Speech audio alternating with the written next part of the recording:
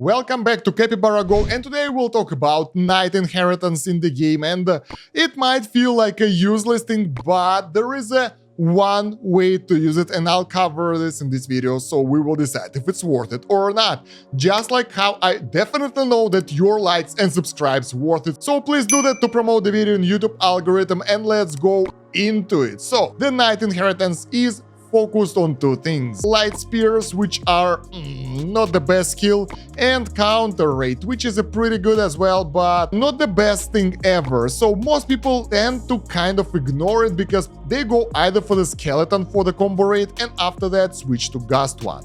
The thing is, it's probably the best option because leveling up multiple inheritances takes a while and you probably don't want that, but we might consider getting the Knight Inheritance for specific builds where we need both combo and the counter rate to get maximum attacks. The thing is, you can max out your combo rate without the skeleton inheritance. First of all, we use the Slime King and it adds anywhere from 24 to 30% extra combo and counter rate, so that works for both of those. Let's say we're endgame players and we get 30%, which is unlikely. Okay, let's go with the minimum one, 24. Then we get the passive Laputa bonus, which is 10%, but it can grow up over time. So let's say we add 10, but it can get up to, I think, 16, 17, maybe 20%. I'm not sure. It's expensive. I have no idea. Let me know if you know that in the comments. What are the steps here? I'm trying to increase the stars on the Diego, but it takes a while, so I'm not entirely sure what are the next steps here. Then we get the Wild Vulture with 10% combo rate here and really good bonuses afterwards, so it's a must for the build, and that's 44 already. And then we have the Diego active bonus, which is 20%, that's 64 chance to do additional combo. Then we get the skills. First of all, we get the combo rate here, combo plus, which is, I think it's about 15% from this skill, which can be acquired using the proper brands or whatever they're called. So basically, if you get the Murloc leveled up to Mythic, that will guarantee the skill at the start of the game. You won't waste your time on getting that. And also additional combo damage, which is nice. And then we get the Combo Mastery, which gives us which is, I think, 15% as well. So that's 30% extra, and that adds up to 94% combo rate right here.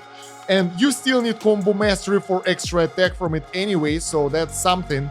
And then there is also a rare mythic skill that will allow you to get extra critical combo and counter rate, which is, I think, about 15%. I'm not sure about that one as well, but it's here. So that will allow you to get more than 100% combo if all of those are present. You won't get all of them every run, so that's why we don't count this one and it's just like a bonus, but you can actually lower your combo a bit and use it elsewhere. So with those calculations in mind, we don't need the Bone Inheritance anymore because our combo is already maxed out, and getting all those bonuses will be a waste, especially like this one. It's cool, but worthless at that point. Yeah, the bonus damage is nice and all that, but you might want to get something else. And in that case, you might go for additional counter rate. It will be 20% over here as well. And pretty cool thing, especially right now with the counter light spear skill, which can work really well together with light spear shield. So both of those skills, if they are acquired, they will give you guaranteed shield on every counter, which will be pretty high as well if you go this route. I'm trying to, don't get me wrong guys, it's probably not the best idea to do that, but I'm trying to do some theory crafting here and figure out if it's worth it. And yeah, if we take a look at other stats in the Bone Inheritance, they're not that great. Like basically, after the counter rate, the other bonuses here, they are not that crazy. Counter damage, it's okay-ish, but combo damage is still better because you do up to 4 combos during the round and you do only 1 counter most of the time, unless the enemies do combo attacks, then the counter will be really good. So yeah, and other bonuses here are not that crazy as well, so they are mostly focused on counters. This one, it's not that great, only 6% HP every 4 counter attacks, so basically every 4 turns. It's like really low, so you can just level up your knight to this bonus over here to get the counter raid bonus and use it while you are building up your Ghost or Ranger or any other build.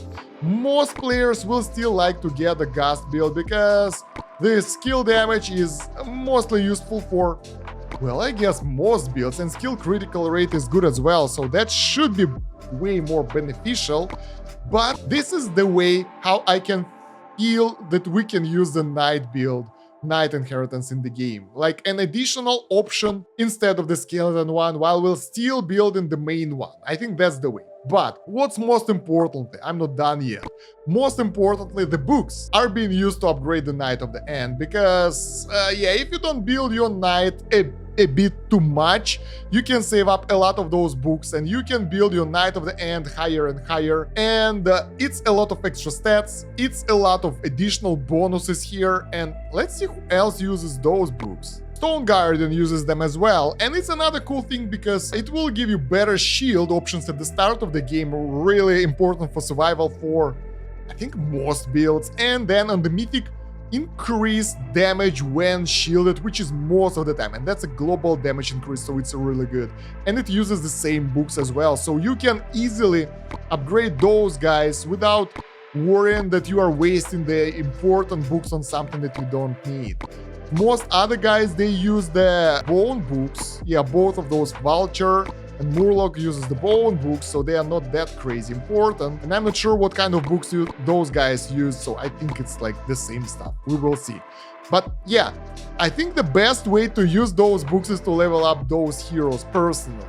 This is another way how you can use that, and I think this is more important way to level up your heroes and brands, because I mean the Knight of the End will be useful throughout the whole game and it's the best survival option that you have. So yeah, over time you will get more shards of the Knight and you will need the books anyway. So yeah, don't work too hard on your Knight inheritance. If you really want, you can level up to the Knight, upgrade this one to the maximum, maybe get a couple of those damage reduction bonuses, because this one is combo damage reduction, it's not that bad.